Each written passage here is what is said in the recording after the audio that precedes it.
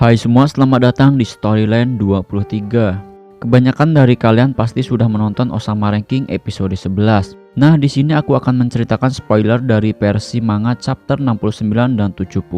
Tapi sebelumnya aku akan menceritakan episode 11 terlebih dahulu agar ceritanya nyambung. Oke, langsung saja kita mulai.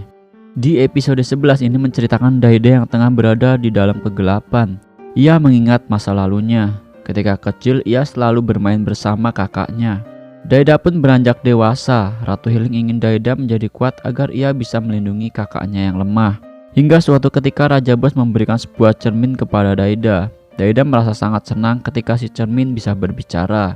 Hari demi hari si cermin selalu bersamanya. Cermin selalu memberinya saran dan pujian. Cermin mengatakan bahwa Daida adalah orang yang terpilih dan ia akan menjadi raja karena ucapan cermin membuat kepribadian Daida berubah. Daida yang ditemani Bebin melihat Boji sedang berlatih. Ia menganggap kakaknya begitu dimanjakan karena ia lemah. Bebin meragukan apa yang dikatakan Daida kalau Boji itu lemah. Bebin pun mengajak Daida untuk pergi berkeliling kota. Ia menunjukkan seseorang bahwa orang itu lebih lemah dari Boji. Ia tak bisa mendengar dan tak bisa berbicara. Selain itu ia juga buta. Daida merasa heran mengapa ada orang seperti itu. Ia merasa itu tidak adil. Jika orang itu adalah dirinya, ia akan langsung bunuh diri. Di mata Bebin, Daida seperti orang yang kurang percaya diri untuk menjalani hidup. Sedangkan orang yang cacat itu kuat mengatasi penderitaannya untuk tetap hidup. Alasannya orang seperti itu tetap hidup karena negerinya makmur dan rajanya kuat. Maka Bebin sangat berharap kepada Daida untuk menjadi sumber harapan bagi semua orang. Kemudian di dalam kegelapan, Daida bertemu dengan seorang anak kecil. Anak itu berjenis kelamin perempuan. Ia menyebut namanya adalah Miranjo. Di dalam kegelapan, Miranjo menangis ketakutan. Tiba-tiba datang orang-orang yang mengaku telah menjadi korban dari Miranjo. Daida merasa keheranan. Ia terkejut melihat Miranjo mempunyai tangan dan wajah yang menyeramkan. Orang-orang itu berbicara, ternyata mereka lah yang telah memotong dan merusak wajah Miranjo. Daida merasa marah, kemudian ia menghajar semua orang itu dan mereka pun menghilang. Miranjo mengira Daida itu adalah kenalan Raja Bos karena aromanya sama dengan Raja Bos. Daida menyebutnya ia bukan kenalan Raja Bos, melainkan Raja Bos adalah ayahnya.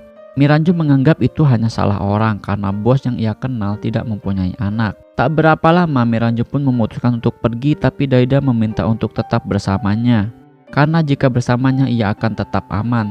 Setelah kejadian, Daida yang berada dalam kegelapan, tiba-tiba si cermin Miranjo begitu merasakan hatinya begitu lega. Dan untuk bagian scene Raja Desa menuju penjara bawah tanah sudah kurangkum di konten ini sebelumnya. Jadi di sini aku akan skip. Lanjut di mana Ratu Healing dan Dorsey serta sedikit pasukan ia akan menuju ke kerajaan bos untuk menyelamatkan Daida. Dan di sisi lain Domas dan Hokuro sedang berlatih teknik pedang, tapi Hokuro tak bisa mengimbangi teknik milik Domas. Ia berpikir harus bisa menggunakan tekniknya sendiri. Domas yang telah mempunyai tangan palsunya, ia meningkatkan kemampuannya. Karena akan terjadi sesuatu di kerajaan, tapi ia tak mengetahui dan ia pun merasakan firasat yang buruk.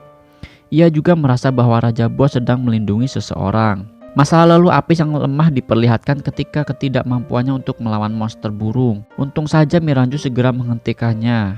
Miranjo menyukai Apis karena kepekaan emosi yang kuat dan mudah terluka, serta dapat memahami penderitaan orang lain. Miranjo lalu memeluknya memberi sebuah motivasi dan ketenangan sehingga Apis menangis.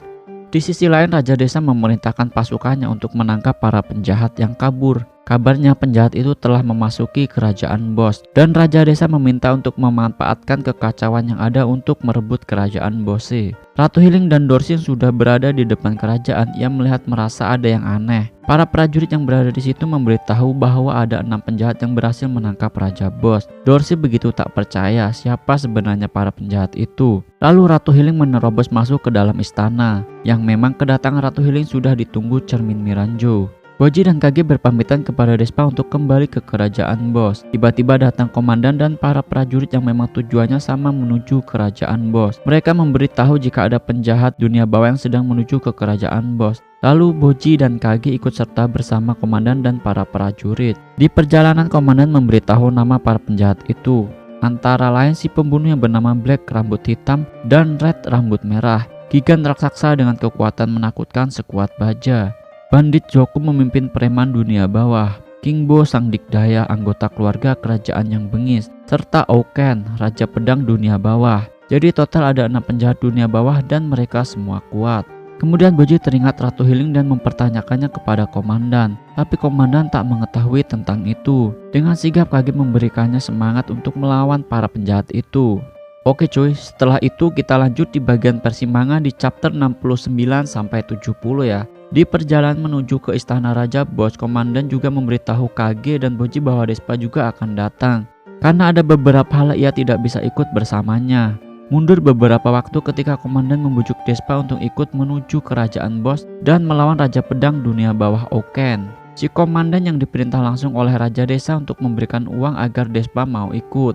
Karena Despa itu mata duitan, ia langsung menyetujuinya. Dengan syarat ia harus membawa kuda putih favoritnya, yang dimana kuda itu pernah ia bawa ketika sedang bertugas di kerajaan. Despa menganggap kuda itu begitu istimewa untuknya karena kuda itu mempunyai kecepatan seperti angin. Si komandan begitu gugup untuk mengatakan tentang kondisi kuda itu.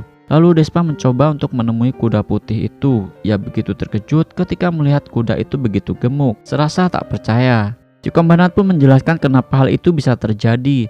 Karena kuda itu milik Despa, jadi kuda itu bersifat ganas dan tak mau mengikuti siapapun selain Despa. Hingga akhirnya kuda itu dilepaskan dan selalu makan hingga berat badannya bertambah. Kemudian kuda itu seperti marah kepada Despa. Lalu kuda itu menerjang Despa hingga terpental. Tapi akhirnya Despa tetap memutuskan akan datang dengan kuda gemuk favoritnya. Karena Despa mempunyai kecerdasan yang luar biasa, ia sangat dibutuhkan untuk membantu pasukan komandan. Sementara di istana para penjahat terlihat penyandra Raja Bos. Salah satu penjahat yang bernama King Bo mengaku sebagai raja di kerajaan Bos. Yang seketika Raja Bos ekspresi wajahnya berubah karena mahkota yang ia pakai diambil King Bo. Salah satu dari penjahat yang bernama Zoku, ia berpikir King Bo pria yang sombong penuh kebencian. Salah satu yang terkuat, ia cocok untuk menjadi raja di kerajaan Bos. Mungkin pikirannya begitu sembrono. Sedangkan rekan-rekannya yang lain apakah bisa untuk diajak bekerja sama dengannya. Dengan bimbang ia tetap berpikir rekannya tak bisa diajak kerjasama. Zoku seperti orang yang sangat bingung. Lalu ia berpikir apa yang dilakukan cermin itu.